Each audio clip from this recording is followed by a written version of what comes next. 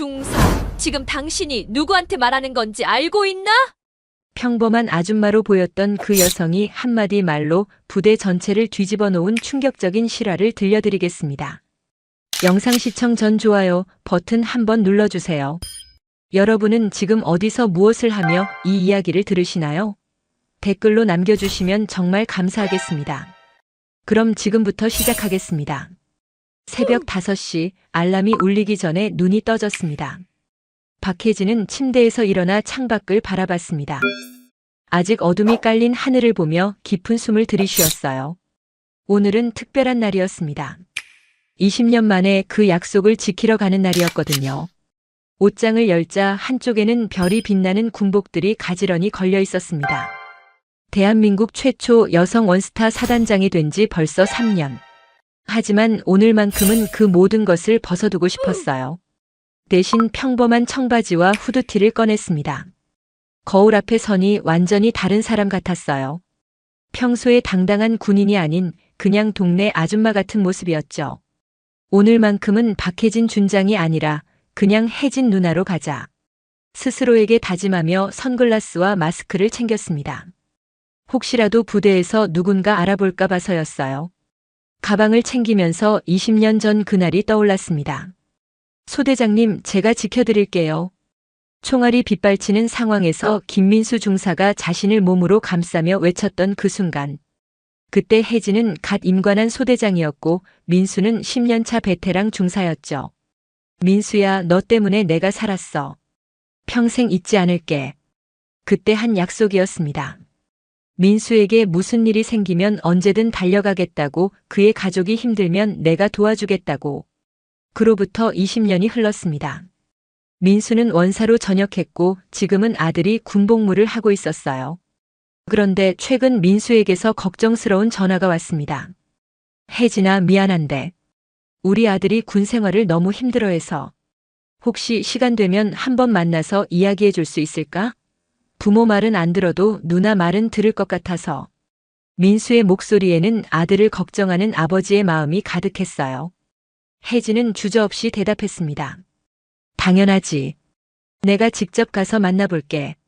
차를 몰고 부대로 향하는 길 혜진은 복잡한 마음이었어요. 자신이 관할하는 제3군단 예하 부대 중 하나였지만 오늘은 상급자가 아닌 선배로서 가는 거였으니까요. 부대 정문이 보이자 마음이 조금 무거워졌습니다. 평소라면 모든 경비병이 경례를 올리며 맞이했을 텐데 오늘은 그냥 한 명의 민간인 면회객일 뿐이었어요. 주차장에 차를 세우고 거울을 다시 한번 봤습니다. 선글라스와 마스크로 얼굴을 가린 모습이 어색했지만 이게 맞는 것 같았어요. 면회실로 향하면서 마음속으로 되뇌었습니다. 오늘 나는 박혜진 준장이 아니야. 그냥 민수 형님의 동료이자 한 청년에게 조언을 해주러 온 선배일 뿐이야. 하지만 몇 시간 후 이 선글라스와 마스크 때문에 예상치 못한 일이 벌어질 줄은 꿈에도 몰랐습니다. 면회실 문을 열고 들어서는 순간 혜진의 운명적인 하루가 시작되었습니다. 면회실 안은 오후 2시임에도 꽤 많은 사람들로 붐비고 있었습니다. 입구 쪽에는 안내 데스크가 있었고 그 너머로 20여 개의 테이블이 줄지어 배치되어 있었어요. 대부분 정장을 차려입은 부모님들과 단정한 옷차림의 연인들이 자리를 차지하고 있었죠. 혜진이 들어서자 여러 시선이 그녀에게 쏠렸습니다. 후드티와 청바지, 운동화 차림에 선글라스까지 쓴 모습이 확실히 눈에 띄었거든요. 다른 면회객들의 시선이 따갑게 느껴졌지만 혜진은 애써 신경 쓰지 않으려 했어요. 에어컨 바람이 시원하게 느껴지는 실내에서 혜진은 주변을 둘러봤습니다. 벽에는 면회시 주의사항이라는 큰 안내문이 붙어 있었고 그 아래로는 각종 공지사항들이 빼곡히 적혀 있었어요. 복장 단정, 예의 준수, 면회 시간 엄수 같은 문구들이 눈에 들어왔죠. 카운터로 다가가자 이름표를 단 중사 한 명이 앉아 있었습니다. 이상원이라고 적힌 이름표가 보였어요. 나이는 30대 후반으로 보였고 건장한 체격에 날카로운 인상이었습니다. 그런데 그의 표정에서는 왠지 모를 오만함과 권위주의적인 분위기가 물씬 풍겨났어요. 안녕하세요. 면회 신청하러 왔습니다. 혜진이 정중하게 인사했지만 이상원 중사는 고개도 들지 않고 서류만 뒤적이고 있었어요. 컴퓨터 키보드를 두드리는 소리만 딸각딸각 들릴 뿐 마치 혜진이 없는 사람인 것처럼 완전히 무시했죠. 10초, 20초. 시간이 흐르는데도 이상원은 여전히 고개를 들지 않았습니다. 옆에서 기다리던 다른 면회객들이 수군거리기 시작했어요. 저 사람 뭐 하는 거야? 옷차림 좀 봐. 여기가 어딘데? 중사님도 좀 이상하네. 왜 상대를 안 해주지? 중사님? 혜진이 다시 한번 말을 걸자 그제야 이상원이 짜증스럽게 고개를 들었습니다. 그리고 혜진의 모습을 위아래로 훑어보더니 노골적으로 코웃음을 쳤어요. 그 시선이 마치 혜진을 품정하는 것 같아서 불쾌했습니다. 뭐예요? 첫 마디부터 반말이었습니다. 혜진은 깜짝 놀랐지만 참고 정중하게 답했어요. 면회 신청하러 왔다고 말씀드렸는데요. 여기가 놀이동산인 줄 아세요? 아니면 동네 카페인가? 이상원의 목소리에는 조롱의 기색이 역력했습니다. 그는 일부러 큰 소리로 말해서 주변 사람들이 모두 들을 수 있게 했어요. 혜진은 심호흡을 하며 차분하게 대답했습니다. 군부대 면회실인 걸 알고 왔습니다. 면회 신청 절차가 어떻게 되는지 알려주시면. 절차요? 이상원이 비웃었습니다. 절차 이전에 일단 옷부터 제대로 입고 오세요. 여기 어딘지 알고 온 게 맞아요? 혜진은 자신의 옷차림을 내려다봤습니다. 확실히 다른 사람들에 비해 캐주얼한 편이었지만 그렇다고 해서 이런 모욕을 들을 정도는 아니었어요. 옷차림이 그렇게 문제가 되나요? 문제가 되냐고요? 이상원이 큰 소리로 웃었습니다. 아줌마, 여기는 대한민국 국군 부대예요. 최소한의 예의는 지켜야죠. 후드티에 청바지, 운동화 신고 와서 면회하겠다고요? 주변에서 웅성거리는 소리가 들렸습니다. 다른 면회객들이 하나둘씩 이쪽을 쳐다보기 시작했어요. 저 사람 좀 이상해. 맞아, 옷차림이 너무 대충이야. 중사님 말이 맞네. 이상원은 주변의 반응을 즐기듯 더욱 목소리를 높였습니다. 봐요, 다른 분들도 다 이상하게 생각하잖아요. 그리고 선글라스는 뭐예요? 여기가 클럽인가요? 혜진의 손이 조금씩 떨리기 시작했습니다. 20년간 군 생활을 하면서 이런 식의 모욕을 당한 적이 없었거든요. 하지만 오늘은 박혜진 준장이 아니라 그냥 민수 형님의 지인으로 온 것이니 참아야 했습니다.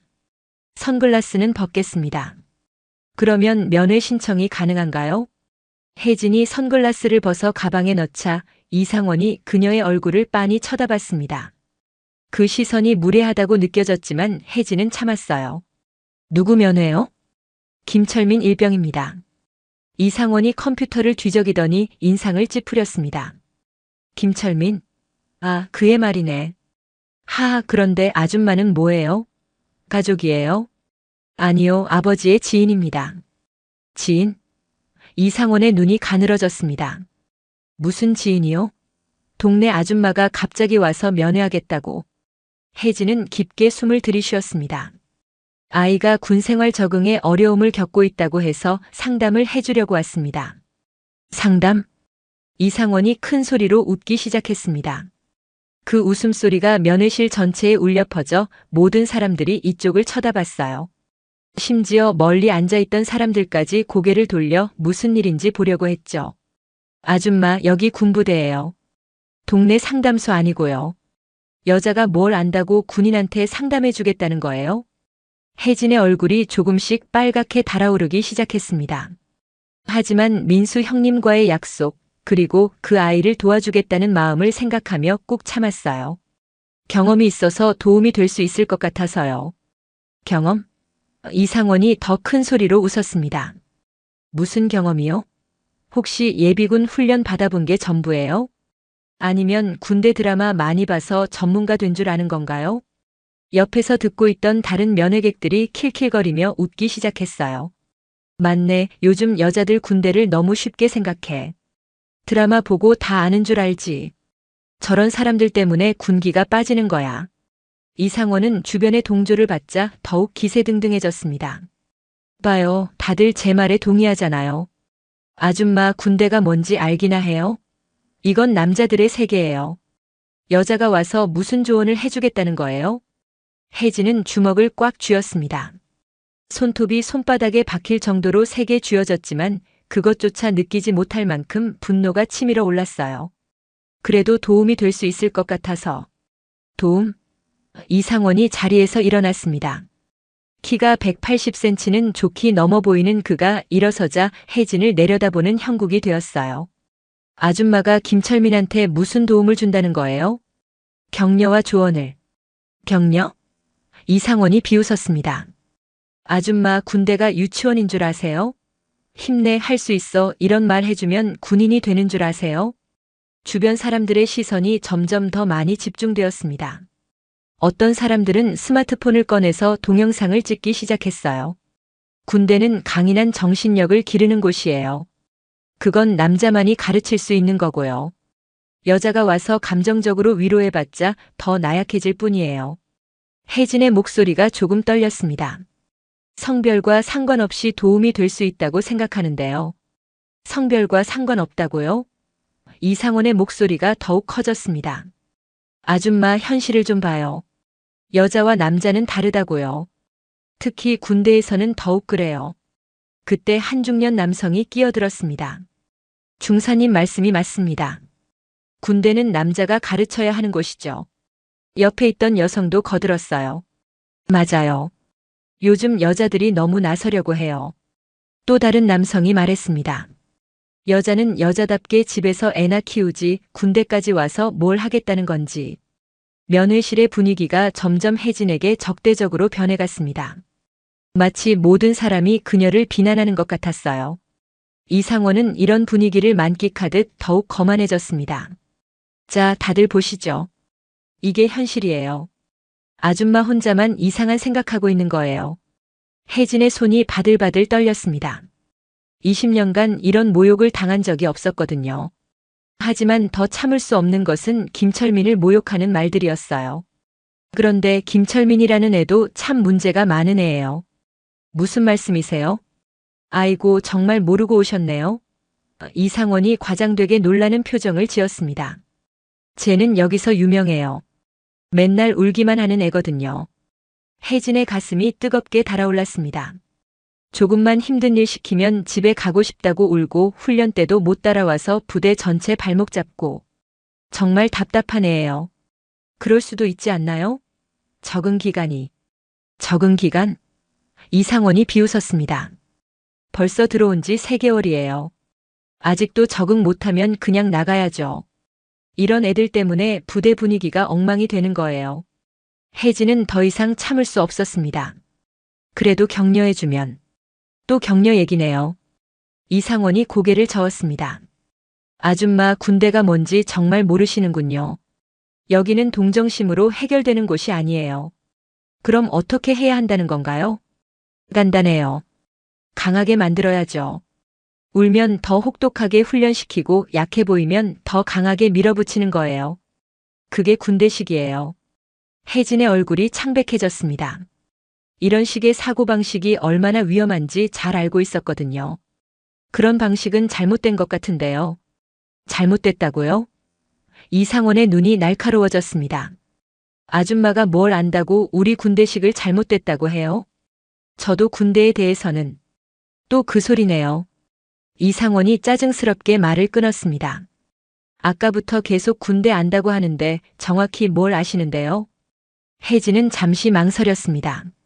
지금 당장 자신의 정체를 밝히고 싶었지만 그러면 민수 형님과의 약속을 어기는 것이었어요. 군대 생활을 해봤습니다. 군대 생활을?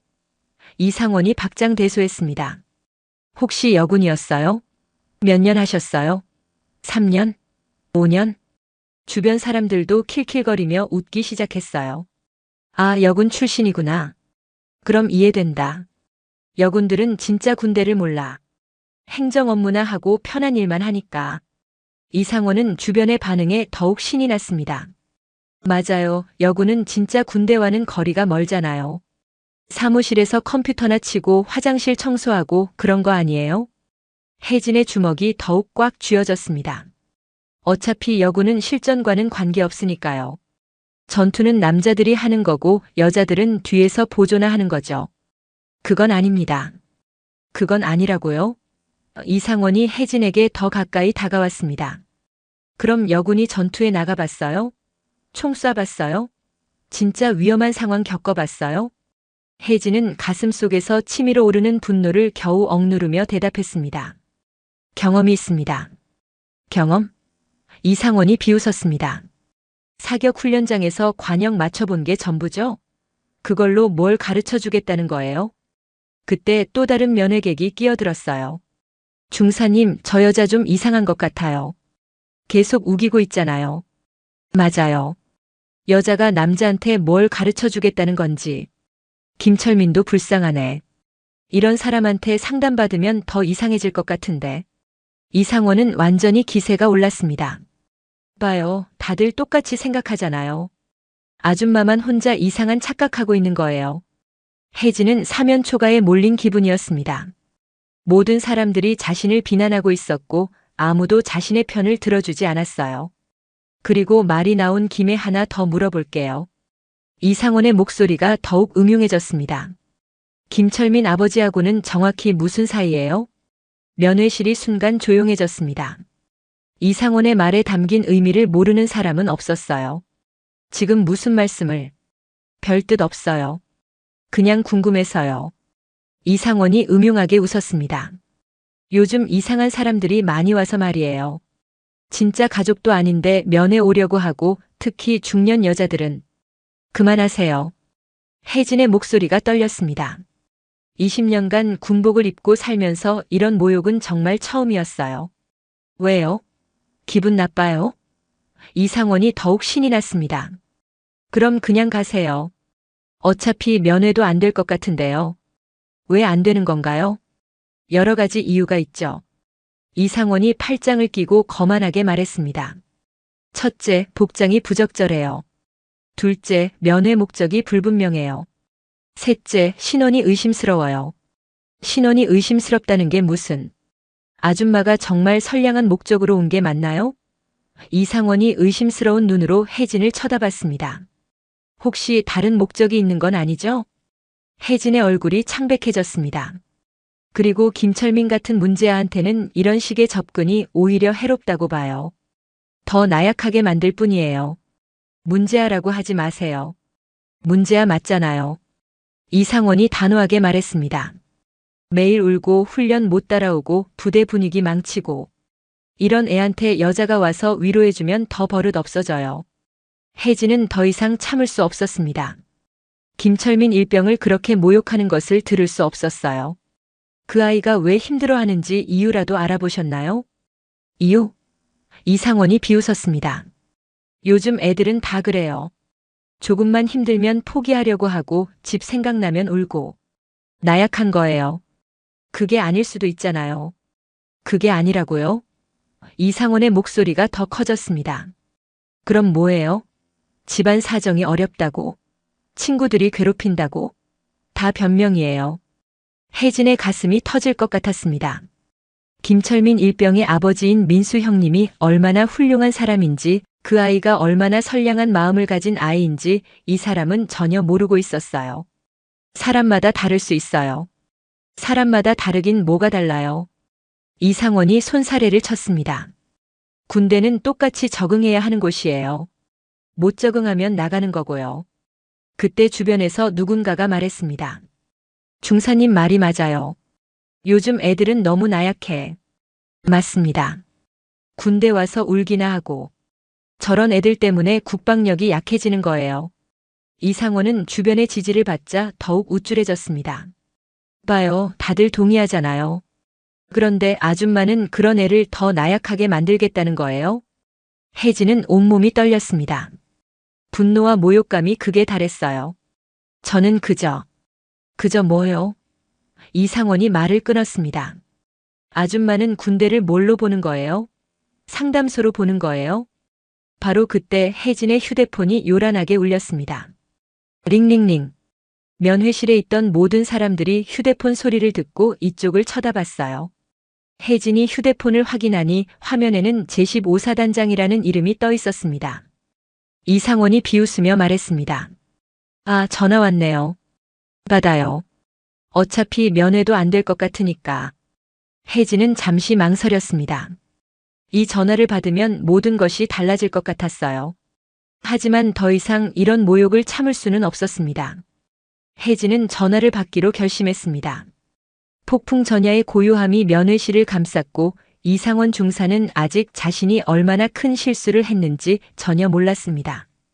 혜진은 심호흡을 한 번 하고 전화를 받았습니다. 여보세요. 준장님 지금 어디 계십니까? 전화기 너머로 들려오는 목소리는 제15사단장 김대성 소장의 것이었어요. 평소보다 긴박한 톤이었습니다. 이상원 중사는 전화 내용을 들으려고 귀를 기울이고 있었어요. 준장님이라는 호칭이 들렸지만 설마 하는 마음에 그냥 지나쳤습니다. 아마 혜진이 누군가와 역할극이라도 하는 것이라고 생각했을 거예요. 지금 제15사단 면회실에 있습니다. 혜진의 목소리가 조금씩 달라지기 시작했습니다. 20년간 몸에 밴 군인의 말투가 서서히 나오기 시작한 거예요. 면회실에 계신다고요? 무슨 일로 그곳에? 개인적인 일로 왔는데 좀 문제가 생겼습니다. 이상원의 표정이 약간 굳어지기 시작했어요. 혜진의 말투가 뭔가 달라진 것을 느꼈거든요. 하지만 아직은 확신하지 못하고 있었습니다. 무슨 문제입니까? 혹시 보안상 문제가 있는 건가요? 김대성 소장의 목소리에서 걱정이 묻어났습니다. 준장급 지휘관이 개인적으로 면회실에 간다는 것 자체가 이례적인 일이었거든요. 그런 건 아니고 면회 담당자가 좀 문제가 있는 것 같습니다. 혜진이 이상원을 바라보며 말했습니다. 이상원은 갑자기 불안해지기 시작했어요. 혜진이 자신에 대해 이야기하고 있다는 것을 직감적으로 알았거든요. 면회 담당자가요? 구체적으로 어떤 문제입니까? 성차별과 직권 남용, 그리고 민원인에 대한 모욕입니다. 혜진의 목소리가 완전히 바뀌었습니다. 이제는 누가 봐도 고위 간부의 목소리였어요. 차분하지만 단호하고 무게감이 느껴지는 말투였죠. 이상원의 얼굴이 창백해지기 시작했습니다.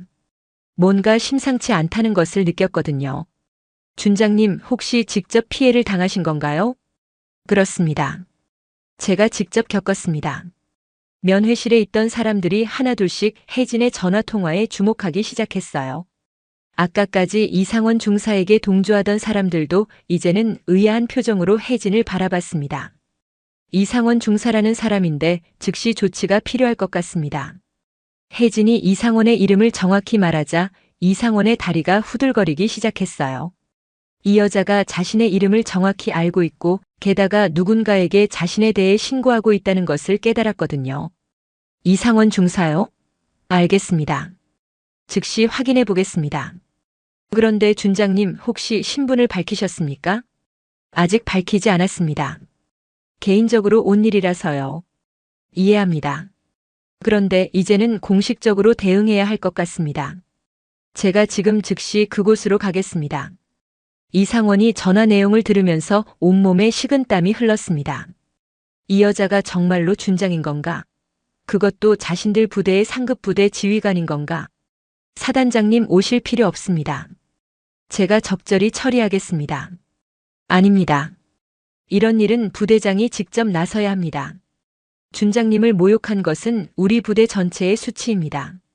전화기 너머로 들려오는 김대성 소장의 목소리가 점점 더 커졌어요. 주변에 있던 사람들도 준장님, 사단장님이라는 말을 듣고 수군거리기 시작했습니다. 저게 정말 준장이야? 설마 그럴 리가. 그런데 통화 내용이. 이상원은 이제 완전히 패닉 상태가 되었습니다. 다리가 덜덜 떨리고 입안이 바짝 말랐어요. 그럼 10분 후에 그곳에서 뵙겠습니다. 헌병대장과 법무참모도 함께 가겠습니다. 알겠습니다. 혜진이 전화를 끊자 면회실은 완전히 조용해졌습니다. 아까까지 웅성거리던 사람들도 모두 숨을 죽이고 있었어요. 혜진은 천천히 이상원을 바라봤습니다. 그녀의 눈빛이 완전히 달라져 있었어요. 더 이상 모욕당하는 평범한 아줌마가 아니었습니다. 중사. 혜진이 이상원을 부르자 이상원이 벌벌 떨면서 대답했어요. 네네. 아까 내가 누구냐고 물어봤지? 혜진의 목소리에는 20년간 수많은 부하들을 지휘해온 권위가 배어 있었습니다. 그게 내가 김철민 일병에게 무슨 도움을 줄 수 있냐고도 물어봤고 이상원은 대답하지 못하고 있었어요. 입이 바짝 말라서 말이 나오지 않았거든요. 그리고 여자는 군대를 모른다고 했지? 혜진이 한 걸음씩 다가갔습니다. 그녀의 걸음걸이가 완전히 바뀌어 있었어요. 군인다운 당당하고 절도 있는 걸음이었죠. 답해. 죄송합니다. 이상원이 겨우 말을 꺼냈지만 목소리가 떨렸습니다. 혜진은 가방에서 뭔가를 꺼내기 시작했습니다. 사람들이 숨을 죽이고 지켜봤어요. 먼저 나온 것은 군복상이었습니다. 말끔하게 다려진 군복에는 각종 휘장들이 달려 있었어요. 이게 뭔지 아나? 혜진이 군복을 펼쳐 보이자 이상원의 눈이 커졌습니다. 가슴에 달린 별 하나가 번쩍였거든요. 준장. 이상원의 목소리가 떨렸습니다. 맞다. 나는 박혜진 준장이다. 혜진이 당당하게 선언하자 면회실이 완전히 조용해졌습니다. 심지어 시계 초침 소리까지 들릴 정도였어요. 그리고 이걸 보라. 혜진이 또 다른 것을 꺼냈습니다. 제3군단장이라고 적힌 신분증이었어요. 나는 제3군단장이다. 너희 부대의 상급 부대 지휘관이지. 이상원이 완전히 주저앉을 뻔했습니다. 다리에 힘이 풀려서 겨우 카운터에 의지하고 있었어요. 주변에 있던 사람들도 완전히 패닉 상태였습니다. 대박. 진짜 준장이었어? 제3군단장이면. 여기 상급 부대잖아. 저 중사 완전 끝났네. 혜진은 군복 상의를 입기 시작했습니다. 후드티 위에 군복을 걸치자 완전히 다른 사람이 된 것 같았어요. 위압감이 엄청났죠. 중사, 아까 여자는 군대를 모른다고 했지? 그게. 죄송합니다. 여군은 실전과 관계없다고도 했고. 혜진이 또 다른 것을 꺼냈습니다.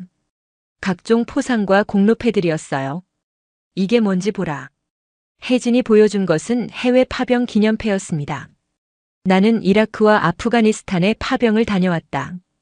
여자는 실전 경험이 없다고 했지? 이상원의 얼굴이 새하얗게 질렸습니다. 그리고 이것도 보라. 혜진이 또 다른 휘장을 보여줬습니다. 특수부대 마크였어요. 특수전 사령부에서 3년간 복무했다. 여자는 힘든 훈련 못한다고 했지? 이상원은 이제 말도 제대로 못하고 있었어요. 죄송. 정말 죄송합니다. 죄송하다고? 혜진의 목소리가 차갑게 변했습니다. 내가 나한테 한 말들을 다시 생각해봐라. 여자는 군대를 모른다. 실전 경험이 없다. 상담할 자격이 없다. 김철민은 문제하다. 이상원은 손을 벌벌 떨면서 대답도 못하고 있었어요. 그리고 마지막에 뭐라고 했지? 김철민 아버지와 무슨 사이냐고 물어봤지? 혜진의 목소리가 더욱 차갑게 변했습니다. 그게 정말 죄송합니다. 그런 의도가 아니었습니다. 의도가 아니었다고. 혜진이 한 걸음 더 다가갔습니다. 그럼 무슨 의도였지? 민원인을 모욕할 의도? 여성을 차별할 의도? 그때 면회실 문이 열리고 여러 명이 들어왔습니다. 맨 앞에는 김대성 소장이 있었고 그 뒤로는 헌병대장과 법무참모 그리고 몇 명의 참모들이 따라왔어요. 김대성 소장이 혜진을 보자마자 경례를 올렸습니다. 군단장님, 늦어서 죄송합니다. 면회실에 있던 모든 사람들이 이 광경을 보고 완전히 얼어붙었어요. 사단장이 경례를 올리는 것을 보니 이제야 혜진의 지위를 확실히 알게 된 거죠. 고생했어요, 사단장. 혜진이 경례를 받으며 대답했습니다. 완전히 군단장의 모습이었어요. 김대성 소장이 이상원을 바라봤습니다. 이상원 중사? 네. 이상원이 겨우 차렷 자세를 취했지만 온몸이 떨리고 있었어요. 군단장님께 무례를 범했다고 들었는데? 죄송합니다. 이상원이 큰 소리로 외쳤지만 목소리가 갈라졌습니다. 헌병대장이 앞으로 나섰습니다. 사단장님, 즉시 연행하겠습니다. 잠깐. 혜진이 손을 들어 제지했습니다. 먼저 정확히 무슨 일이 있었는지 확인해 봅시다. 혜진이 주변 사람들을 둘러봤습니다. 여기 계신 분들이 모두 증인입니다. 이상원 중사가 어떤 말을 했는지 다들 들으셨죠? 사람들이 고개를 끄덕였습니다. 아까까지 이상원에게 동조하던 사람들도 이제는 완전히 입장이 바뀌어 있었어요. 한 중년 남성이 조심스럽게 말했습니다. 저도 들었습니다. 여자는 군대를 모른다고 하고 상담할 자격이 없다고 했어요. 다른 여성도 거들었어요. 맞아요. 그리고 김철민 일병을 문제아라고 부르면서 모욕했어요. 또 다른 남성이 말했습니다. 마지막에는 정말 심한 말도 했어요. 개인적인 관계를 의심하는. 이상원의 얼굴이 더욱 창백해졌습니다. 아까까지 자신을 지지하던 사람들이 이제는 모두 혜진의 편에 서 있었거든요. 법무참모가 수첩을 꺼내며 말했습니다. 군단장님, 이것은 명백한 성차별과 직권남용, 그리고 모독죄에 해당합니다. 김대성 소장이 이상원을 바라보며 단호하게 말했습니다. 이상원 중사, 즉시 직무정지다. 헌병대로 연행하라. 사단장님 잠깐만요. 혜진이 다시 제지했습니다. 이상원 중사. 네. 마지막으로 하나만 묻겠다. 혜진이 이상원 앞에 섰습니다. 내가 김철민 일병을 문제아라고 했는데 그 아이 아버지가 누군지 아나? 모릅니다. 김민수 원사다. 이상원의 눈이 더욱 커졌습니다. 20년 전 나와 함께 복무했던 전우고 내 생명의 은인이다. 혜진의 목소리에 감정이 실렸습니다. 그 아이가 군 생활에 적응하지 못하는 이유를 내가 알기나 하나? 모릅니다. 그 아이는 아버지를 너무 존경해서 자신도 아버지처럼 훌륭한 군인이 되고 싶어 한다. 하지만 아직 어려서 적응이 힘든 거다. 이상원은 고개를 숙이고 있었어요. 그런 아이를 내가 문제아라고 부르고 도움을 주려는 사람을 모욕했다. 혜진이 목소리를 높였습니다. 이것이 대한민국 국군의 모습이냐? 면회실이 완전히 조용해졌습니다. 헌병대장. 네, 군단장님. 이상원 중사를 즉시 연행하고 군기교육대에 입교시켜라. 알겠습니다. 헌병들이 이상원에게 다가가자 이상원이 무릎을 꿇었습니다. 군단장님 정말 죄송합니다. 제발 한 번만 용서해 주십시오. 혜진이 이상원을 내려다봤습니다. 용서? 네. 제가 잘못했습니다. 다시는 이런 일 없을 겁니다. 혜진은 잠시 생각하더니 말했습니다. 좋다. 용서해주겠다. 이상원의 얼굴에 희망이 스쳤지만 혜진의 다음 말을 듣고 절망했어요. 하지만 용서와 처벌은 별개다. 내가 한 일에 대한 책임은 져야 한다. 군단장님. 그리고 앞으로 모든 면회 담당자들에게 교육을 실시할 것이다. 다시는 이런 일이 일어나지 않도록. 김대성 소장이 고개를 숙였습니다. 명심하겠습니다, 군단장님. 헌병들이 이상원을 연행해 가자 면회실에 남은 사람들이 혜진을 바라봤습니다. 모두의 눈에는 존경과 경외감이 가득했어요. 그때 한 여성이 조심스럽게 다가왔습니다. 준장님 정말 멋있으십니다. 덕분에 시원했어요. 다른 사람들도 하나둘씩 혜진에게 인사를 했어요. 정말 대단하십니다. 이런 분이 우리 군에 계셔서 자랑스럽습니다. 혜진은 모든 사람들에게 정중하게 인사를 받았습니다. 그리고 마침내 김철민 일병을 만날 수 있게 되었습니다. 하지만 이것은 단지 시작에 불과했습니다. 이 사건은 곧 대한민국 전체 군대의 변화를 이끌어낼 큰 파장을 불러일으킬 예정이었거든요. 이상원 중사가 헌병들에게 연행되어 나간 후 면회실의 분위기가 완전히 바뀌었습니다. 아까까지의 소란스러움은 사라지고 모든 사람들이 경건한 표정으로 혜진을 바라보고 있었어요. 김대성 소장이 혜진에게 다가와 말했습니다. 군단장님 정말 죄송합니다.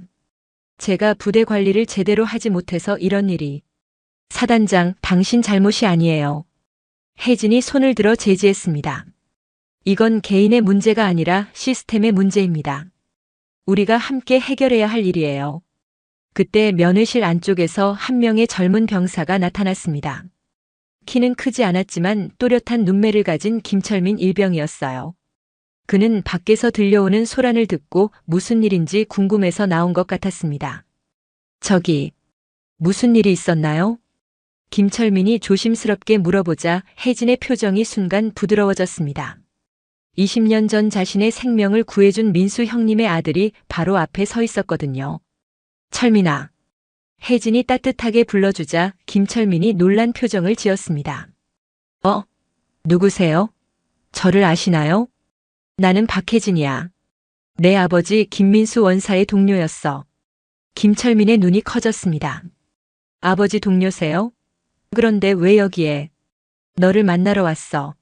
내 아버지가 내가 군 생활을 힘들어한다고 해서. 김철민의 얼굴이 빨갛게 달아올랐습니다. 아버지가 자신 때문에 다른 분에게까지 부탁을 했다는 사실이 부끄러웠거든요. 죄송합니다. 아버지께서 괜히 신경 쓰시게 해서. 아니야, 철민아. 내 아버지는 나의 은인이야. 이건 당연한 일이야. 혜진이 김철민의 어깨에 손을 올렸습니다. 그런데 아까 여기서 무슨 일이 있었어요? 사단장님까지 오시고. 김철민이 주변을 둘러보며 물어봤습니다. 김대성 소장과 각종 참모들이 서 있는 모습이 심상치 않아 보였거든요. 별일 아니야. 그냥 작은 오해가 있었어. 혜진은 김철민에게 자세한 설명을 하지 않았습니다. 그 아이가 더 위축될까봐 걱정됐거든요. 자, 이제 우리 얘기를 해볼까? 혜진과 김철민이 면회 테이블에 앉자 김대성 소장이 조심스럽게 다가왔습니다. 군단장님, 저희는 이만 돌아가겠습니다. 추후 처리 사항은 보고드리겠습니다. 고생하셨어요, 사단장. 그리고 오늘 일과 관련해서 전체 간부 교육을 실시해 주세요. 알겠습니다. 즉시 준비하겠습니다. 김대성 소장과 참모들이 나간 후 혜진은 김철민과 둘이서 대화를 시작했습니다. 철민아, 군 생활이 많이 힘들지? 김철민이 고개를 숙였습니다. 네. 죄송합니다. 왜 죄송해? 힘든 게 죄는 아니야. 혜진의 부드러운 말투에 김철민이 조금씩 마음을 열기 시작했습니다. 사실 아버지처럼 되고 싶은데 저는 너무 부족한 것 같아요. 내 아버지처럼? 네. 아버지는 항상 말씀하세요. 군인은 강해야 하고 절대 약한 모습을 보이면 안 된다고. 그런데 저는 자꾸 힘들어하고. 혜진의 가슴이 먹먹해졌습니다. 이 아이가 힘들어하는 이유를 알 것 같았어요. 철민아, 내 아버지가 정말 그런 말을 했니? 네. 그리고 군대에서도 다들 그렇게 말해요. 남자는 울면 안 되고 힘들다고 하면 안 된다고. 혜진은 잠시 생각에 잠겼습니다. 아마 민수도 아들에게 강한 모습만 보여주려고 했던 것 같았어요. 하지만 그것이 오히려 아이에게는 압박이 되고 있었던 거죠. 철민아, 내가 내 아버지와 어떻게 만났는지 이야기해 줄까? 김철민이 고개를 끄덕였습니다. 20년 전 나는 갓 임관한 소대장이었어. 내 아버지는 경험 많은 중사였고. 혜진이 과거를 회상하며 말을 이었습니다. 어느 날 작전 중에 적의 기습 공격을 받았어. 나는 처음 겪는 실전이라 당황했지. 김철민이 숨을 죽이고 들었습니다. 그때 내 아버지가 나를 감싸고 말했어. 소대장님, 무서워도 괜찮습니다. 저도 처음엔 무서웠어요. 아버지가요? 김철민이 놀란 표정을 지었습니다. 그래. 내 아버지도 처음엔 무서워했어. 그리고 나한테 말했지. 진짜 용기는 무서워하지 않는 게 아니라 무서워해도 해야 할 일을 하는 거라고. 김철민의 눈이 촉촉해졌습니다. 그리고 내 아버지가 한 말이 더 있어. 강한 군인은 감정이 없는 사람이 아니라 감정을 잘 다스릴 줄 아는 사람이다. 정말요? 정말이야. 내 아버지는 나보다 훨씬 인간적이고 따뜻한 사람이었어.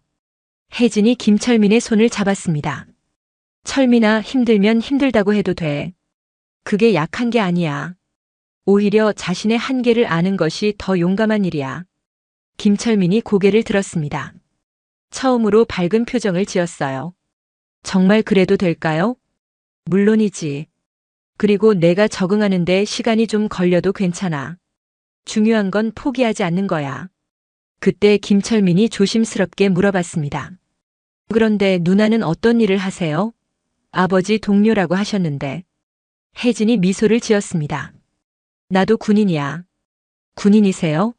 어떤? 제3군단장 박혜진 준장이야. 김철민의 입이 벌어졌습니다. 준장님이세요? 그럼. 여기 상급부대. 그래. 그런데 오늘은 박혜진 준장이 아니라 내 아버지의 동료로 온 거야. 김철민이 갑자기 자리에서 일어나 경례를 올렸습니다. 앉아. 오늘은 그런 거 필요 없어. 혜진이 김철민을 다시 앉혔습니다. 철민아, 너도 내 아버지처럼 훌륭한 군인이 될 수 있어. 하지만 내 방식대로 되면 돼. 아버지와 똑같을 필요는 없어. 내 방식대로요? 그래. 내가 가진 따뜻함, 세심함, 그런 것들도 군인에게 필요한 자질이야. 그때 면회실 입구가 시끄러워지기 시작했습니다. 여러 명의 기자들이 몰려오고 있었어요. 저기 계신 분이 박혜진 준장님 맞나요? 오늘 있었던 일에 대해 한 말씀 부탁드립니다. 김대성 소장이 급히 들어와서 말했습니다. 군단장님, 언론에서 벌써 소식을 들었나 봅니다. 어떻게 하시겠습니까? 혜진이 일어섰습니다. 철민아, 우리 얘기는 여기서 마무리하자. 힘들면 언제든 연락해. 내가 도와줄게. 감사합니다, 준장님. 김철민이 다시 경례를 올렸습니다. 이번에는 진심 어린 감사의 마음이 담긴 경례였어요. 혜진이 면회실을 나서자 기자들이 몰려들었습니다. 준장님, 오늘 어떤 일이 있었습니까? 성차별 발언이 있었다는 게 사실인가요? 군대 내 성차별 문제에 대해 어떻게 생각하십니까? 혜진이 잠시 생각하더니 기자들 앞에 섰습니다. 간단히 말씀드리겠습니다. 기자들이 카메라와 녹음기를 들이댔습니다. 오늘 저는 개인적인 일로 이곳에 왔습니다. 한 젊은 군인을 격려하기 위해서였죠. 개인적인 일이라고 하셨는데. 하지만 그 과정에서 면회 담당자로부터 성차별적 발언과 모욕을 당했습니다. 기자들이 수첩에 열심히 적어 내려갔습니다. 구체적으로 어떤 발언을? 여성은 군대를 모른다, 상담할 자격이 없다, 실전 경험이 없다는 등의 발언이었습니다. 그때 준장님의 신분을 밝히셨나요? 아니요. 저는 평범한 민간인 복장으로 갔습니다. 그리고 그것이 더 중요한 포인트입니다. 기자들이 의아한 표정을 지었습니다. 어떤 의미인지요? 만약 제가 처음부터 군복을 입고 갔다면 이런 일은 없었을 겁니다. 하지만 평범한 복장을 했다고 해서 모욕받을 이유는 없습니다. 혜진의 말에 기자들이 고개를 끄덕였습니다. 이것은 단순히 저 개인의 문제가 아닙니다. 모든 면회객들이 존중받아야 한다는 문제입니다. 그때 한 기자가 손을 들었습니다. 준장님, 이번 사건을 계기로 군내 성차별 문제를 어떻게 해결하실 계획입니까? 혜진이 잠시 생각하더니 단호하게 말했습니다. 첫째, 전군 차원의 성인지 교육을 강화하겠습니다. 기자들이 열심히 받아 적었습니다. 둘째, 면회 시스템을 전면 개편하겠습니다. 면회객에 대한 예의와 존중을 의무화하겠습니다. 셋째, 성차별 신고 시스템을 구축해서 이런 일이 재발하지 않도록 하겠습니다. 한 여성 기자가 질문했습니다. 준장님께서는 대한민국 최초 여성 원스타 사단장이신데 그 과정에서도 비슷한 차별을 겪으셨나요? 혜진이 고개를 끄덕였습니다. 솔직히 말하면 20년간 수없이 겪었습니다. 하지만 저는 그럴 때마다 실력으로 증명했습니다. 어떻게 증명하셨는지요? 해외 파병을 자원했고 특수부대에서 훈련받았고 항상 남성 동료들보다 더 열심히 했습니다. 기자들이 감탄하는 표정을 지었습니다. 하지만 모든 여성이 저처럼 할 필요는 없습니다. 성별과 관계없이 기본적인 존중은 받아야 합니다. 그때 또 다른 기자가 질문했습니다. 오늘 사건의 당사자인 이상원 중사는 어떻게 처리되나요? 적절한 징계와 교육을 받게 될 것입니다. 하지만 이것은 개인의 문제가 아니라 시스템의 문제이므로 시스템 개선에 더 집중하겠습니다. 용서하신다는 말씀이신가요? 혜진이 잠시 생각하더니 말했습니다. 저는 이상원 중사를 미워하지 않습니다. 그도 잘못된 시스템의 피해자일 수 있으니까요. 중요한 것은 앞으로 이런 일이 없도록 하는 것입니다. 기자들이 박수를 쳤습니다. 인터뷰가 끝난 후 혜진은 사단장실로 향했습니다. 김대성 소장이 기다리고 있었어요.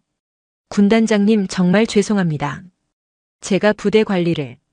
사단장, 다시 말하지만 당신 잘못이 아니에요. 혜진이 소파에 앉으며 말했습니다. 이런 문제는 하루아침에 생긴 게 아닙니다.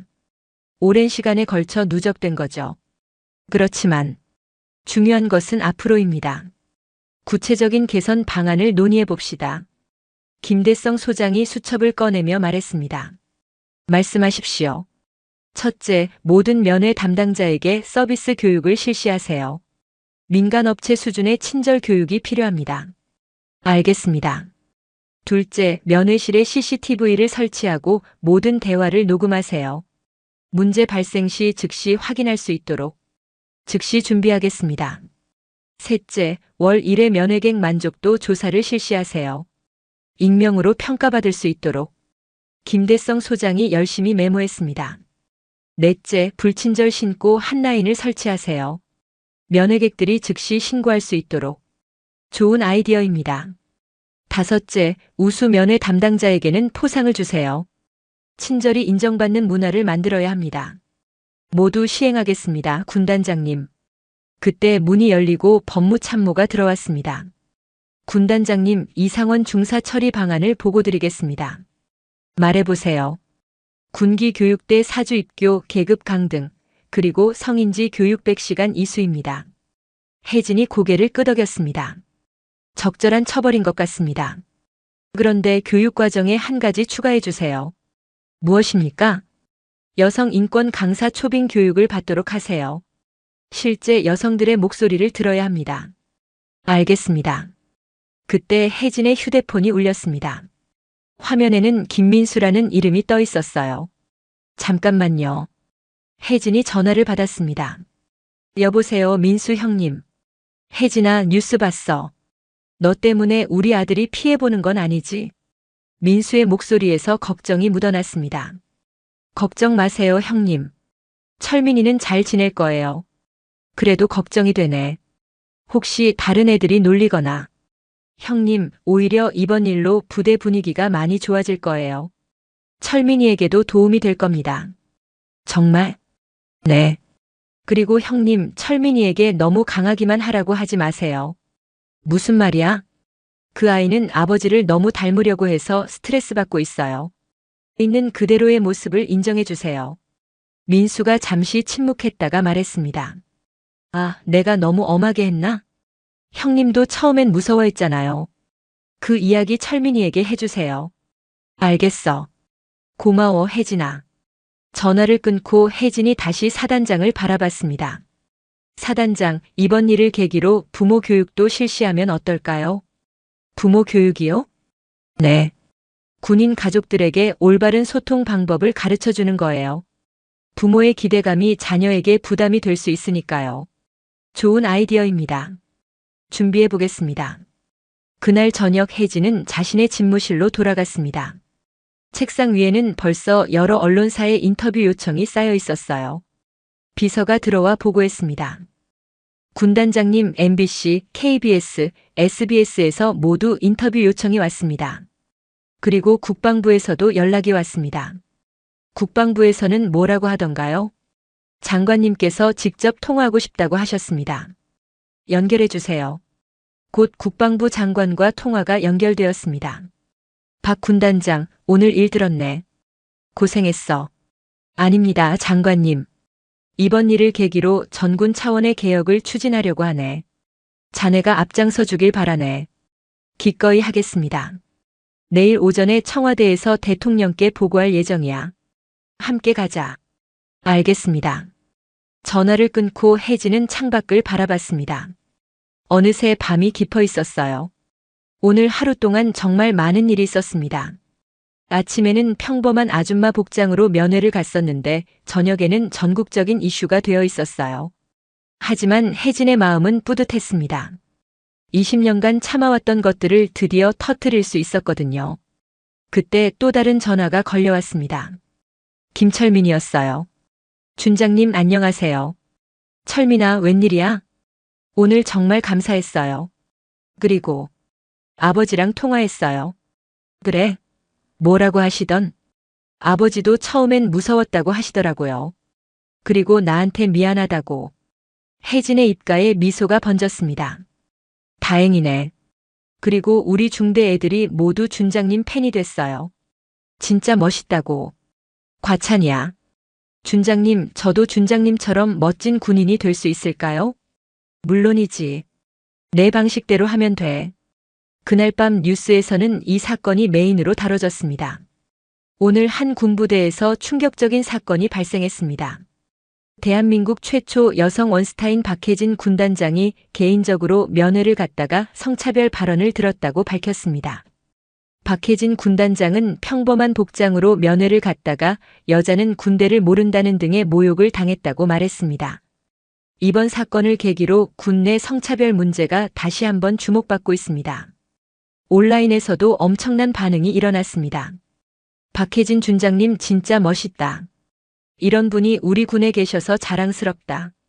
군대 내 성차별 정말 심각한 문제였는데 이제야 수면 위로 올라왔네. 저 중사 정말 바보네. 상급 부대 지휘관인 줄도 모르고. 하지만 일부에서는 비판적인 의견도 있었어요. 왜 처음부터 신분을 밝히지 않았을까? 너무 과한 처벌 아닌가? 개인적인 문제를 너무 크게 만든 건 아닌가? 하지만 대부분의 반응은 긍정적이었습니다. 다음 날 아침 혜진은 청와대로 향했습니다. 대통령에게 직접 보고하는 자리였어요. 청와대 회의실에는 대통령을 비롯해 국방부 장관, 여성가족부 장관 등이 참석해 있었습니다.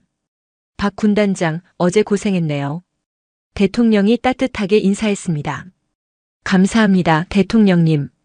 자세한 상황을 설명해 주세요. 혜진이 어제 있었던 일을 차근차근 설명했습니다. 대통령과 참석자들은 진지한 표정으로 들었어요. 이것은 단순한 개인의 일탈이 아닙니다. 여성가족부 장관이 말했습니다. 우리 사회 전반에 깔린 성차별 의식이 군대에서 더 강하게 나타난 것입니다. 국방부 장관도 거들었어요. 전군 차원의 개혁이 필요합니다. 박 군단장의 제안을 받아들여 종합적인 대책을 마련하겠습니다. 대통령이 고개를 끄덕였습니다. 좋습니다. 하지만 군대만의 문제가 아닙니다. 사회 전체가 함께 변해야 해요. 어떤 방안을 생각하고 계십니까? 성평등 교육을 전 사회적으로 확대하겠습니다.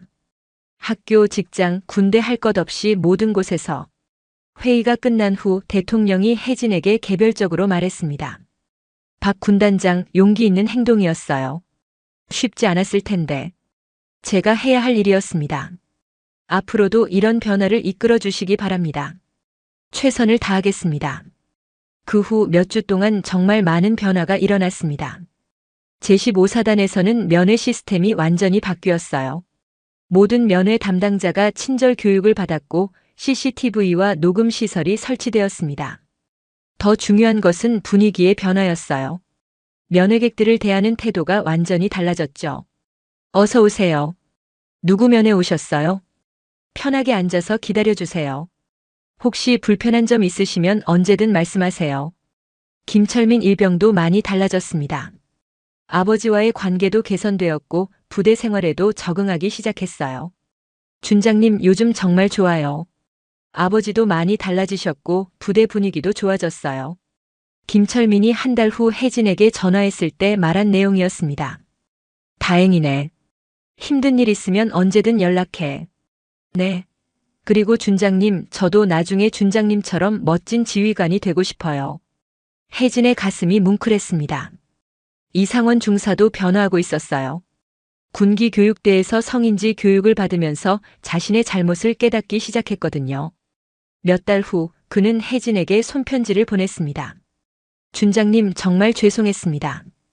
저의 무지와 편견이 얼마나 많은 사람들에게 상처를 줬는지 이제야 깨달았습니다. 앞으로는 모든 사람을 존중하는 마음으로 살겠습니다. 이 사건은 단순히 한 부대의 변화로 끝나지 않았습니다. 전군으로 퍼져나갔고 나아가 사회 전체의 변화로 이어졌어요. 다른 부대들도 면회 시스템을 개선했고 성인지 교육을 강화했습니다. 그리고 가장 중요한 것은 사람들의 인식이 바뀌기 시작했다는 것이었어요. 6개월 후 혜진은 올해의 여성 리더상을 받았습니다. 시상식에서 그녀는 이렇게 말했어요. 저는 오늘 박혜진 개인이 아니라 변화를 원하는 모든 여성들을 대표해서 이 상을 받습니다. 그리고 이 변화는 저 혼자 만든 것이 아닙니다. 용기 있게 목소리를 낸 모든 분들, 함께 변화를 만들어간 모든 분들의 결과입니다. 박수가 터져나왔습니다. 앞으로도 계속 변화해 나갈 것입니다. 성별과 관계없이 모든 사람이 존중받는 사회를 만들기 위해서요. 1년 후 혜진은 국방부 차관으로 승진했습니다. 대한민국 최초의 여성 국방부 차관이었어요. 그리고 김철민 일병은 이제 상급자가 되어 후배들을 잘 이끌고 있었습니다. 그는 항상 후배들에게 말했어요. 힘들면 힘들다고 해도 돼. 그게 약한 게 아니야. 박혜진의 용기 있는 한마디가 만들어낸 변화는 계속해서 퍼져나가고 있었습니다. 그리고 그 변화의 중심에는 모든 사람은 존중받을 자격이 있다는 단순한 진리가 있었어요. 박혜진의 사건이 전국적으로 알려진 지 일주일이 지나자 예상치 못한 일들이 연쇄적으로 벌어지기 시작했습니다. 가장 먼저 변화가 나타난 곳은 다른 군 부대들이었어요. 전국의 모든 사단장들이 긴급히 자신들의 면회 시스템을 점검하기 시작했거든요. 우리 부대는 괜찮겠지? 하지만 막상 확인해보니 크고 작은 문제들이 속속 드러났습니다. 부산의 한 해군 부대에서는 면회객의 복장을 트집 잡아 면회를 거부한 사례가 발견됐어요. 대구의 공군 부대에서는 면회 시간을 임의로 단축시킨 경우도 있었죠. 가장 충격적인 것은 경기도의 한 육군 부대였습니다. 거기서는 면회객들에게 기부금을 요구하는 일까지 있었어요.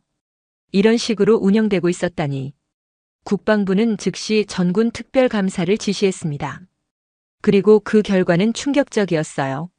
전국 150개 부대 중 무려 89개 부대에서 크고 작은 문제가 발견된 것이었습니다. 국방부 장관이 긴급 기자회견을 열었어요. 박혜진 군단장의 용기 있는 제보로 우리 군에 숨겨진 문제가 드러났습니다. 이에 대해 국민 여러분께 깊이 사과드립니다. 기자들의 플래시가 터졌습니다. 앞으로 모든 부대의 면회 시스템을 전면 개편하겠습니다. 그리고 박혜진 가이드라인을 제정해서 전군에 적용하겠습니다. 박혜진 가이드라인의 주요 내용은 다음과 같았어요. 면회객 복장 제한 전면 금지. 모든 면회실에 CCTV 및 녹음 시설 의무 설치. 월 1회 면회객 만족도 조사 실시. 불친절 신고 한라인 운영. 면회 담당자 정기 교육 의무화. 하지만 변화는 군대에만 그치지 않았습니다. 박혜진의 사건이 알려지자 다른 분야에서도 비슷한 제보들이 쏟아지기 시작했어요. 한 대학 병원에서는 간병인들이 환자 가족들을 무시하는 사례가 신고됐습니다. 환자 가족이라고 해서 함부로 대해도 된다고 생각하는 것 같아요. 한 시민이 제보한 내용이었어요. 관공서에서도 비슷한 문제들이 드러났습니다. 민원인들을 하대하거나 복장을 이유로 차별하는 경우들이 많았던 거죠. 이건 단순히 군대만의 문제가 아니네요. 사회학자들이 분석하기 시작했어요. 우리 사회 전반에 깔린 권위주의와 외모지상주의가 복합적으로 작용한 결과입니다. 정부는 범사회적 대응에 나섰습니다. 대통령이 직접 국민 존중 사회 만들기 캠페인을 선포했어요. 박혜진 군단장의 용기로 우리 사회의 민낯이 드러났습니다. 이제 모든 기관이 변해야 합니다. 청와대 브리핑룸에서 열린 기자회견에서 대통령이 말했습니다. 공공기관, 민간기업, 학교 할 것 없이 모든 곳에서 사람을 외모나 복장으로 판단하는 관습을 근절하겠습니다. 그 후 몇 주 동안 정말 놀라운 변화들이 일어났어요. 먼저 교육부에서는 전국 모든 학교에 인권 존중 교육을 의무화했습니다. 외모로 사람을 판단하지 말기 모든 사람은 존중받을 권리가 있다. 이런 내용들이 교과서에 포함되기 시작했어요. 보건복지부는 병원들의 환자 응대 시스템을 전면 점검했습니다. 그리고 환자 권리 헌장을 새로 제정했죠. 행정안전부는 모든 관공서에 친절 서비스 교육을 의무화했습니다. 하지만 가장 큰 변화는 기업들에서 일어났어요. 삼성, LG, 현대 같은 대기업들이 앞다퉈 고객 존중 선언을 발표했습니다. 고객의 외모나 복장과 관계없이 모든 분들을 정중하게 모시겠습니다. 은행들도 변했어요. 예전에는 정장을 입지 않으면 대출 상담도 제대로 받기 어려웠는데 이제는 누구나 편안한 복장으로 갈 수 있게 되었죠. 백화점과 쇼핑몰들도 마찬가지였습니다. 어떤 옷을 입고 오셔도 최고의 서비스를 제공하겠습니다. 이런 현수막들이 곳곳에 걸렸어요. 그런데 가장 인상적인 변화는 사람들의 인식에서 일어났습니다. 온라인 커뮤니티에는 이런 글들이 올라오기 시작했어요. 오늘 은행에 운동복 입고 갔는데 직원이 정말 친절하게 대해줬어요. 예전엔 상상도 못할 일이었는데. 병원에서 간병복 입은 아버지를 무시하던 간호사가 사과하러 왔어요. 관공서 직원들이 완전히 달라졌어요. 박혜진 효과가 정말 대단하네요. 하지만 모든 변화가 순탄하지만은 않았어요. 일부에서는 반발도 있었습니다. 너무 과도한 것 아니냐, 최소한의 예의는 지켜야 하는 거 아니냐, 무조건 친절하게만 하면 되는 건가. 이런 비판적인 목소리들도 나왔어요. 하지만 박혜진은 이런 반응들에 대해서도 차분하게 대응했습니다. 한 토크쇼에 출연해서 이렇게 말했어요. 예의는 중요합니다. 하지만 예의는 외모가 아니라 마음에서 나오는 것이어야 해요. 사회자가 물었습니다. 그럼 아무리라면 복장이라도 괜찮다는 말씀인가요? 물론 상황에 맞는 옷차림은 중요해요. 하지만 그것이 차별의 이유가 되어서는 안 됩니다. 박혜진이 명확하게 답했습니다. 예를 들어 장례식에 화려한 옷을 입고 가는 건 예의에 어긋나죠. 하지만 그렇다고 해서 그 사람을 모욕해도 된다는 건 아니에요. 어떤 차이인가요? 차별과 지적은 다릅니다. 부적절한 복장이라면 정중하게 알려주면 돼요. 모욕하거나 무시할 이유는 없죠. 이런 박혜진의 입장은 많은 사람들의 공감을 얻었어요. 특히 젊은 세대들 사이에서는 박혜진이 완전히 영웅이 되었습니다. 박혜진 준장님처럼 용기 있는 사람이 되고 싶어요. 대학생들 사이에서 이런 말이 유행처럼 번졌어요. 여성들뿐만 아니라 남성들도 박혜진을 지지했습니다. 저도 공장에서 일하는데 작업복 입고 가면 무시당할 때가 많았어요. 이제는 좀 달라질 것 같아요. 한 남성 직장인의 댓글이었습니다. 해외에서도 관심을 보이기 시작했어요. CNN에서는 한국의 용감한 여성 장군이라는 제목으로 박혜진을 소개했습니다. 용감한 한국 여성 장군이 차별에 도전한다. BBC도 마찬가지였어요. 한국 최초의 여성 일성 장군, 편견에 맞서 싸운다. 일본과 중국에서도 비슷한 보도가 나왔습니다. 심지어 미국의 여성 단체들이 박혜진을 초청하고 싶다고 연락을 해왔어요. 한국의 박혜진 장군의 용기를 미국 여성들에게도 소개하고 싶습니다. 하지만 박혜진은 해외 일정보다는 국내 변화에 더 집중하기로 했어요. 아직 해야 할 일이 너무 많아요. 그녀가 비서에게 말한 내용이었습니다. 실제로 박혜진은 매일 전국을 돌아다니며 강연을 하고 있었어요. 대학교, 기업체, 관공서, 심지어 고등학교까지 가서 이야기했습니다. 존중은 특별한 것이 아닙니다. 당연한 것이에요. 박혜진의 강연 내용은 항상 간단 명료했어요. 모든 사람은 있는 그대로 존중받을 권리가 있습니다. 외모, 복장, 직업, 성별과 관계없이요. 청중들은 항상 열렬한 박수로 화답했습니다. 특히 젊은 청중들의 반응이 뜨거웠어요. 준장님 덕분에 용기를 얻었어요. 한 대학생이 강연 후 박혜진에게 말했습니다. 저도 편의점 알바할 때 손님들한테 무시당할 때가 많았는데 이제는 당당하게 맞설 수 있을 것 같아요. 이런 반응들이 박혜진에게는 가장 큰 보람이었어요. 3개월이 지나자 통계로도 변화가 확인되기 시작했습니다. 국민권익위원회에서 발표한 자료에 따르면 공공기관 불친절 신고가 60% 감소했다고 해요. 병원 환자 만족도도 크게 올랐습니다. 은행과 백화점 등 서비스 업계의 고객 만족도도 마찬가지였어요. 박혜진 효과가 실제 수치로도 증명되고 있습니다. 한 경제연구소의 보고서였어요. 그런데 가장 의미 있는 변화는 다른 곳에서 일어났습니다. 김철민 일병의 이야기였어요. 그는 이제 완전히 다른 사람이 되어 있었습니다. 박혜진을 만난 후 자신감을 되찾았고 부대 생활에도 잘 적응하고 있었거든요. 준장님 덕분에 제 인생이 바뀌었어요. 김철민이 혜진에게 보낸 편지에 적힌 내용이었습니다. 예전에는 아버지 눈치만 보면서 살았는데 이제는 제 모습 그대로도 괜찮다는 걸 알게 되었어요. 김철민은 이제 부대에서 후배들을 돌보는 선배가 되어 있었어요. 힘들면 힘들다고 해도 돼. 그게 약한 게 아니야. 김철민이 후배들에게 해주는 말이었습니다. 박혜진에게서 들었던 그 말을요. 그리고 김철민의 아버지 김민수 원사도 변했어요. 혜진아, 정말 고마워. 우리 철민이가 완전히 달라졌어. 김민수가 박혜진에게 전화했을 때 한 말이었습니다. 아들한테 너무 엄하게만 했나 봐. 이제는 있는 그대로 인정해주려고 해. 그게 맞는 것 같아요, 형님. 그래, 내 덕분에 깨달았어. 강함이라는 게 감정을 숨기는 게 아니라 감정을 잘 다스리는 거라는 걸 말이야. 이상원 중사의 변화는 더욱 극적이었어요. 군기 교육대에서 4주간의 교육을 받은 후 그는 완전히 다른 사람이 되어 돌아왔습니다. 준장님께 직접 사과하고 싶습니다. 이상원이 혜진에게 연락을 요청했어요. 면담 자리에서 이상원은 눈물을 흘리며 사과했습니다. 정말 죄송했습니다. 제가 얼마나 무지했는지 이제야 깨달았습니다. 고마워요, 중사. 변화하려는 마음이 중요해요. 혜진이 따뜻하게 답했습니다. 앞으로는 어떻게 살아갈 계획인가요? 제가 겪은 일을 다른 사람들에게 알리고 싶어요.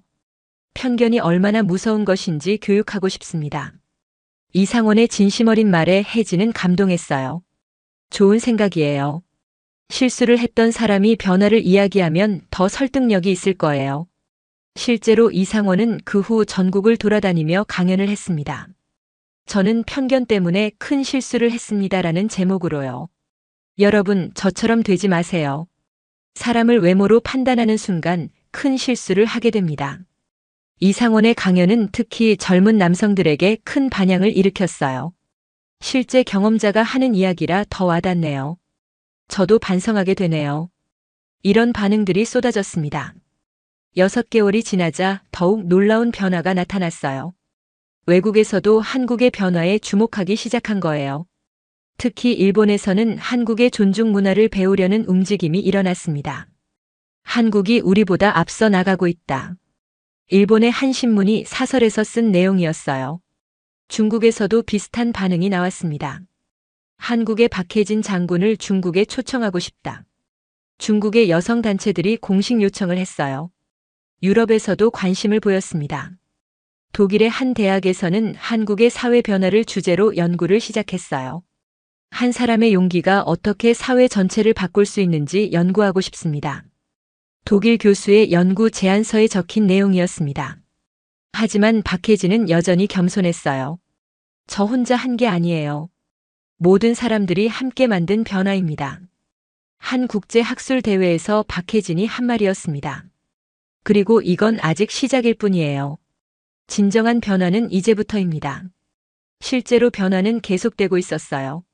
1년 후 정부는 국민존중법이라는 새로운 법률을 제정했습니다. 공공기관과 민간기업에서 외모나 복장을 이유로 차별하는 것을 금지하는 법이었어요. 위반 시에는 과태료를 부과하고 심한 경우 영업 정지까지 할 수 있게 되었습니다. 박해진법이라고 불리는 이 법률은 국회를 만장일치로 통과했어요. 법안 통과 당일 박해진은 국회 방청석에서 이 역사적인 순간을 지켜봤습니다. 의원님들, 오늘 우리는 역사를 만들었습니다. 국회의장의 선언에 방청석에서 박수가 터져 나왔어요. 박해진의 눈에도 눈물이 고였습니다. 2년 후 박해진은 국방부 장관으로 임명되었습니다. 대한민국 최초의 여성 국방부 장관이었어요. 취임식에서 박해진은 이렇게 말했습니다. 2년 전 저는 평범한 아줌마 복장으로 면회를 갔다가 모욕을 당했습니다. 참석자들이 숨죽이고 들었어요. 하지만 그 모욕이 오늘의 변화를 만들어냈습니다. 때로는 고통이 희망의 씨앗이 되기도 합니다. 저는 국방부 장관으로서 약속드립니다. 우리 군대는 앞으로 모든 사람을 존중하는 군대가 될 것입니다. 길이 박수가 이어졌어요. 그날 저녁 박해진은 김철민과 김민수 부자를 만났습니다. 김철민은 이제 하사로 진급해 있었어요. 준장님. 아니, 장관님 축하드려요. 김철민이 환하게 웃으며 말했습니다. 고마워, 철민아. 내가 있었기에 가능한 일이었어. 김민수도 감격해했어요. 혜진아, 정말 자랑스럽다. 우리나라에 이런 인재가 있다니. 형님, 과찬이에요. 저는 그냥 제가 해야 할 일을 했을 뿐이에요. 그리고 이상원도 왔어요. 이제 그는 민간인이 되어 인권교육 강사로 활동하고 있었습니다. 장관님, 정말 축하드립니다. 장관님 덕분에 제 인생이 완전히 바뀌었어요. 고마워요, 이상원 씨. 당신의 변화가 많은 사람들에게 희망을 주고 있어요. 5년이 지난 지금 한국 사회는 완전히 달라져 있었습니다. 외모나 복장으로 사람을 차별하는 일은 거의 사라졌어요. 오히려 그런 차별을 하는 사람이 있으면 주변에서 먼저 나서서 말리는 문화가 생겼습니다. 그런 식으로 말하면 안 돼요.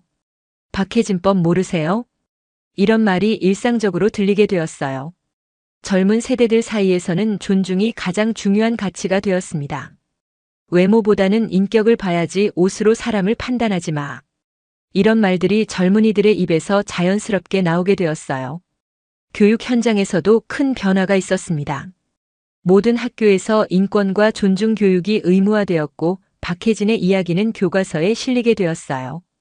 용기 있는 한마디가 세상을 바꾼다라는 제목으로요. 국제적으로도 한국의 변화는 모범 사례가 되었습니다. 유엔에서는 한국의 사례를 다른 나라들에게 소개하기 시작했어요. 개인의 용기를 통한 사회 변혁의 한국 모델. 유엔 인권위원회의 보고서 제목이었습니다. 박혜진은 유엔 인권대사로도 활동하게 되었어요. 세계 각국을 돌아다니며 한국의 경험을 공유했습니다. 변화는 거창한 것에서 시작되지 않습니다. 작은 용기에서 시작됩니다. 박혜진이 유엔 총회에서 한 연설이었어요. 저는 단지 부당한 대우에 맞섰을 뿐입니다. 하지만 그것이 우리나라 전체를 바꿔놓았어요. 전 세계 대표들이 기립박수를 쳤습니다. 10년이 지난 지금 박혜진의 이야기는 전설이 되었습니다. 하지만 그녀는 여전히 겸손했어요. 저는 운이 좋았을 뿐이에요. 제 목소리가 많은 사람들에게 들렸으니까요. 한 다큐멘터리 인터뷰에서 박혜진이 한 말이었습니다. 하지만 여러분도 할 수 있어요. 부당한 일을 보면 용기 있게 목소리를 내세요. 그것이 변화의 시작입니다. 김철민은 이제 대위가 되어 있었어요. 그리고 후배들에게 항상 이야기했습니다. 우리가 지금 이렇게 존중받으며 군 생활할 수 있는 건 박혜진 장관님 덕분이야. 장관님이 어떤 분이세요? 후배들이 물어보면 김철민은 자랑스럽게 대답했어요. 내 인생의 은인이시고 우리나라의 영웅이야. 그리고 무엇보다 따뜻한 마음을 가진 분이지. 이상원은 지금 인권교육 전문가가 되어 있었어요. 그의 강연은 항상 이런 말로 시작됩니다. 저는 편견의 가해자였습니다. 하지만 한 분의 용기 덕분에 변할 수 있었어요. 그분이 누구세요? 청중들이 물어보면 이상원은 감사의 마음을 담아 대답합니다. 박혜진 장관님이세요. 저에게 새로운 인생을 주신 분이죠. 그리고 박혜진은 지금도 계속 변화를 만들어가고 있습니다. 최근에는 세계 존중의 날을 제정하자고 유엔에 제안했어요. 존중은 인류 공통의 가치입니다. 이를 기념하는 날이 있어야 한다고 생각합니다. 박혜진의 제안은 많은 나라들의 지지를 받고 있어요. 그녀의 꿈은 단순합니다. 전 세계 모든 사람이 존중받는 세상을 만드는 것. 그리고 그 꿈은 조금씩 현실이 되어가고 있습니다. 박혜진의 이야기는 아직 끝나지 않았어요. 그녀의 용기가 만들어낸 변화는 계속해서 퍼져나가고 있으니까요. 어쩌면 우리 모두가 박혜진이 될 수 있을지도 모릅니다. 부당한 일을 보았을 때 용기 있게 목소리를 내는 것만으로도요. 모든 사람은 존중받을 자격이 있다. 이 단순한 진리를 실현하기 위한 박혜진의 여정은 오늘도 계속되고 있습니다. 그리고 그 여정에는 우리 모두가 함께할 수 있어요. 여러분, 오늘 박혜진 장군의 이야기는 어떠셨나요? 이 이야기를 들으시면서 혹시 군복무 시절을 떠올리신 분들이 계실 텐데요. 조국을 지키기 위해 젊은 시절을 바치신 모든 어르신들께 진심으로 감사드립니다.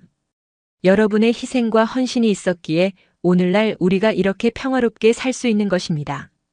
그리고 현재 군복무 중이신 모든 장병 여러분들과 그 가족분들께도 깊은 존경을 표합니다.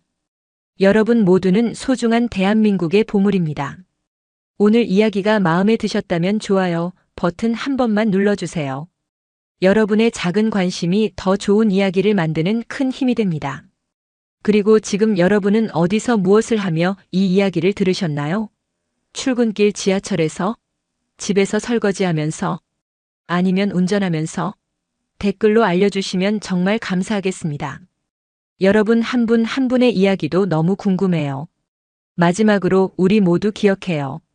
진정한 용기는 누군가를 무너뜨리는 것이 아니라 서로를 일으켜 세우는 것이라는 걸 말입니다. 다음에도 더욱 감동적인 이야기로 찾아뵙겠습니다.